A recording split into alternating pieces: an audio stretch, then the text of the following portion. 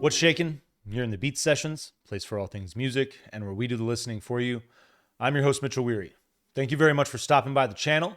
Show that like button and that subscribe button a little love if you haven't done so already. And let's go ahead and lead things off for the week of April 28th with this new record from The National entitled First Two Pages of Frankenstein. This is the band's 9th studio album and their follow-up to 2019's I Am Easy to Find. And I just think the world is a better place with these guys in it, making music together. Very happy to have their return. Not to mention, if you're gonna name your record after one of my favorite books, it's just all the pieces are lining up. Don't tempt me with a good time. This is still a record from The National. We're still talking about the same band here, so an intense experience. Certainly not for the faint of heart, but that's what I love about these guys. Their music it's so evocative. It's incredible how emotionally intense what they do is, and I really have always enjoyed their aesthetic as far as their style of post-punk.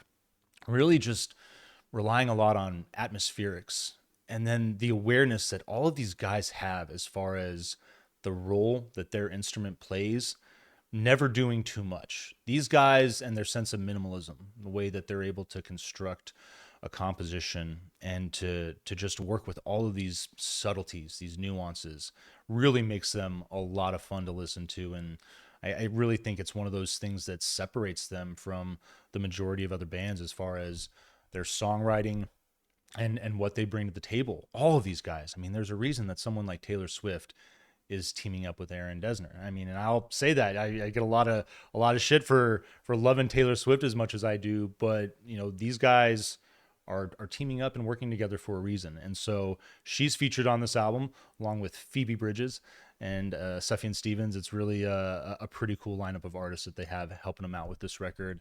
And I think thematically what's going on here, it's if you know anything about this outfit, you know that this is an album that potentially, could have never existed. The National could have dissolved. All these guys going on and doing their own thing for the last few years. And the biggest thing was Matt Berninger just finding himself with this bout of writer's block, which, I think it ultimately, kind of led him into this state of depression.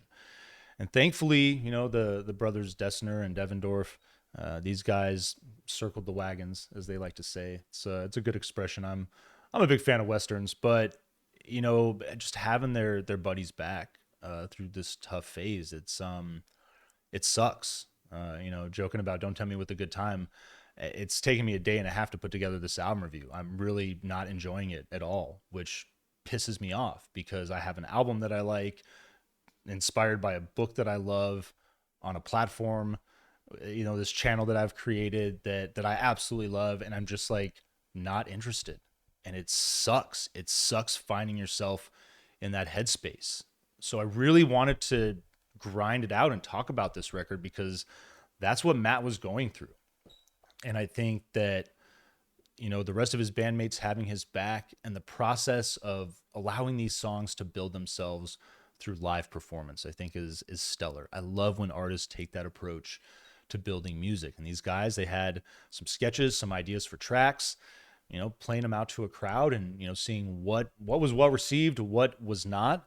But I think from a standpoint, as a member of the audience, to be able to experience that surprise, to have something new and something that, that's a version that you're probably not ever going to hear again. It's a track that just comes in as one of a kind. That's an experience that's so uniquely your own, and it's one of my favorite things about live music. So this album coming together, everything going on with just that big theme of ambition and how it oftentimes leaves us isolated and in these spots that we didn't necessarily expect.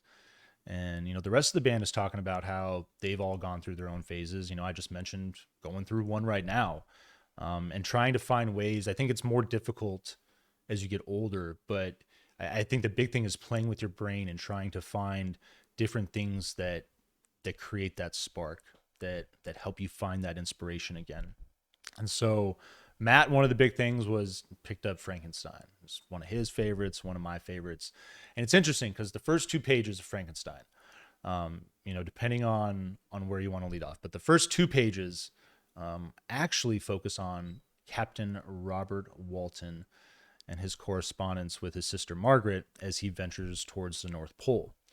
And so those first 2 pages focus on his ambition, the journey into the unexplored, the unknown. And it sets up this tale that, Victor Frankenstein is a man whose ambition, the creation of this creature, it's not named Frankenstein, it's just the creature. He never gives it a name, which is why one of the main reasons it's so indignant with its creator. All he wanted was love from Victor, and Victor just scorned him his entire life. It's really a very tragic tale for the creature in this story. But Captain Robert Walton is the one who ultimately discovers Victor up in the North Pole. They see the creature on a dog sled, and then they ultimately find Victor, who is chasing after him, but he's just abandoned on a sheet of ice, and they bring him aboard, and that's how the story begins. And so when you get into the chunk of the first 2 pages of the volume after these letters, you focus on the story of Beaufort and how Victor's parents, Alphonse and Caroline Beaufort, came to know each other. And Caroline's father was a friend of Alphonse's, and came upon some hard times. And ultimately his pride, and again, his ambition, is the one thing that led to his demise. It undid him and led to his death. And it's really quite sad the way that Caroline had to witness this, had to watch the undoing of her father. And so Alphonse, takes her in under his wing, and ultimately there's a romantic relationship that develops, and that's how Victor Frankenstein is born. So depending on where you want to start, there's the first 2 pages of the main part of the novel, but then you have this preface, which is important. These letters from Captain Robert Walton that set up this major theme of ambition, and how it can really bite us in the ass sometimes and leave us feeling alone and abandoned and frustrated, and it sucks. And so I'm really just as tough as it has been putting together this album review. I'm glad that I was able to make it this far, get to this point. What I love about these guys, aside from identifying just a lot with this album thematically right now, their songs. You talk about those nuances in the compositions, and it's just every time they start a track, I feel like they're one of those bands that they just make it so rewarding for the listener to get from start to finish. The payoff in the coda of every track, it's always worth it to get there with these guys. So this thing, it leads off with Once Upon a Poolside, track featuring Sufjan Stevens' gorgeous piano riff to open this thing off. Minimal, as you might expect from these guys. And the vocal to open is really quite excellent. Simple texture with additional piano bass, light wash. I'm loving the intensity of this track. It really, when I threw this thing on yesterday to give it the first listen, this track really caught me off guard, and I think it's a wonderful way to open this thing up. Eucalyptus is your second song. Light rolling percussion, carries this gentle riff. It's I really like the riff in this song, and the vocal instrumentation that builds in. This whole thing kind of has this light desert rock feel that I enjoyed. It's it's not a major influence, but it's a nuance that I think that you can definitely identify. Back half of this song is lush and beautiful. I really like the way that this thing opens up. Third track, New Order T-shirt, is your third song, and I love the acoustic riff and the vocal to open. Percussion works in, and you talk about Matt and his writing and his ability to overcome that writer's block, and you get these wonderful tracks like this where I think we can all identify with what is going on thematically with this track. These memories that we all have that he talks about. You don't remember a 5-minute conversation verbatim, but you remember moments, you remember these things. And New Order T-shirt, it just makes me think of this girlfriend that I had, who will remain nameless, but she stole my Fleetwood Mac shirt, and the last time I ever saw her, she was wearing it. She looked very good in it. And it's one of those kind of moments. And I think that that's sharing that little story with you guys. I think everybody has so many of those stories that this song will lead them to, maybe go back to those moments. And it's something I think everybody will identify with for sure. This isn't helping featuring Phoebe Bridgers. This is probably my favorite song. This song is really intense. That hook, this isn't helping, is just, there's just such an intensity there. I really was very taken back by it. Very just still very impressed by it. It's a remarkable song. You got this rolling, pulsating piano. I really just like the feel that's going on with the piano to open here. Vocal enters for the verse, and the chorus hits. Like, I really like the way that Phoebe's harmony comes in to usher in the chorus, and just such a highlight of this record. The what she brings to the table, and then the coda on this thing, as they build out, there's like this call and response a little bit. Just a brilliant melody, brilliant harmony. The hook is great. I love everything about the song. Tropic Morning News is your fifth song. Electronic percussion. It's got this light driving riff.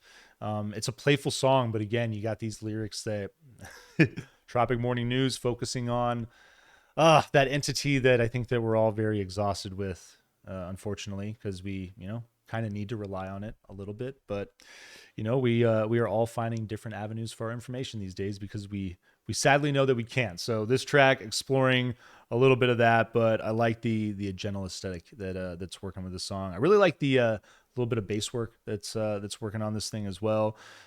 Song backs off momentarily, but then it really just keeps this groovy driving tempo for about 5 minutes. It's just one of those songs that you just kind of like catch yourself in it and feel it. Really enjoyed it. Alien, your sixth track, light washes and percussion, reminds me so much of Bruce Springsteen and On Fire. And it's just kind of like that darkness and that mystique in a song like that.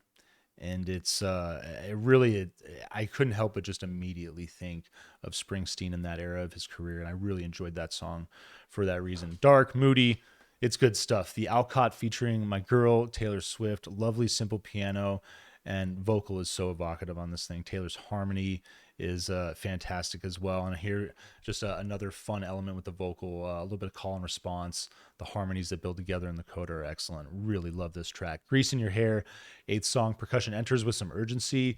You get these stomping drums, and a good example. I love the drumming on National Records. You get these just a lot of strong work on the toms, but the production is subdued, and I think the aesthetic of that is just so brilliant, and it works so well. A little more of that desert rock feel on this song, Grease in Your Hair. It's another really, really solid track. Ice Machines, your ninth song. Pretty acoustic intro on this track. Light, a little kind of like a light flamenco influence on this thing. I dig the drums that enter. Big presence from them, and they kind of have the universal, just kind of like a general pop feel, is what I noticed with it. I feel like that just about any genre of music that you're working with in this day and age, the type of percussion that they're working with in that track is something that you could identify with. Your Mind Is Not Your Friend, featuring Phoebe Bridgers. That's another one. Phoebe's just going to work on this thing with them. Really enjoyed this song as well. It's I think This Isn't Helping is my favorite still, but this is a strong second for me. And just that line, that idea, sometimes we got to get out of our own heads. Sometimes we've got to power through the shit that we do to ourselves. And that's why I'm sitting here in front of you trying to grind out this album review, and it's we've almost made it to the end, and I appreciate you all hanging out and discussing this. And I think it's important. I think that it's a core fundamental theme of what's going on in this record. And so it's I appreciate it. If you guys have stuff you want to comment on, if you have your own stories right now, your own things that you're struggling with, don't be afraid to share that if you're comfortable doing that. I think it's important to just kind of air shit out. Get it off your chest. And if you want to call me out for doing that, if you think it's destroying this review, then that's fine. I'll take that criticism. But it's I think that this penultimate track is something that it's such a strong message, such a pretty song. The strings that enter on this thing are brilliant, and it's a great way to lead into your final track, Send For Me, which leaves on a really nice optimistic note. And I think that makes total sense when you think about this album. Feels like Matt's progression to get to that point. And now we have this record, and now that he's made it to the other side, a song like Send for Me to close this thing out feels like exactly what we need. It's the perfect piece to close what is just such a gorgeous record and probably one of my favorite albums of the year so far. Really enjoyed this record a lot. I hope you find this review helpful, and I hope you enjoy this record, because we're going to give it a big vinyl please. I think you'd be doing yourself a disservice if you don't listen to it. But we really appreciate you checking out the channel, tuning into these album reviews. Stay tuned throughout the week for more of them. Live shows on hiatus at the moment. Not sure when that's going to come back, but we'll make an announcement and make sure that you're aware of that when it returns. But in the meantime, take it easy. We'll see you next time on the Beat Sessions.